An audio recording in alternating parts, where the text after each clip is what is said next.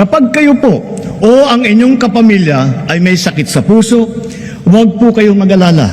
Covered na po sa PhilHealth ang pagpapagamot ninyo para sa atake sa puso, sa open heart surgery, heart valve repair o sa replacement. May Cancer Assistance Fund po tayo. Dagdag para sa pagpapagamot ng mga cancer patient natin. May pondo rin para sa bakuna laban sa human papilloma virus na nagiging sanhi ng maraming klase na cancer.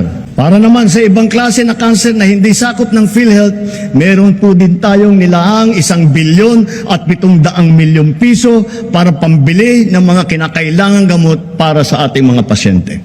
Sa mga nagdadialysis, ang mga session ninyo na 3 beses sa isang linggo, libre na sa buong taon. Libre na rin po pati ang mga kinakailangang mga gamot. Kung kakailanganin man ng kidney transplant, inakyat na natin ang limit hanggang 2,100,000 piso mula sa dating 600,000 piso. Covered na rin ng PhilHealth ang mga serbisyo at gamot pagkatapos ng operasyon ng kidney transplant. Huwag po kayong matakot sa gastos dahil sagot na ng PhilHealth. Lubang dengue ang inyong anak. Itinaas po natin sa 47,000 piso ang sagot ng PhilHealth. Ang pagtatanggal ng katarata ay inakyat na rin ang limit sa 187,000 na piso mula 16,000 piso.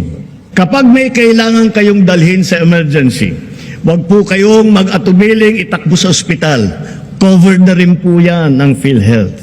Kapag lumabo ang mata ng inyong anak at kailangan magpasukat ng grado, pati na rin ang pagpapagamot nila laban sa malnutrition, ito rin ay covered na rin ng PhilHealth. At para sa mga PWD, sakop na rin ng PhilHealth ang inyong therapy at rehabilitasyon, pati na rin ang mga mahahalagang kagamitan pang suporta para sa inyo.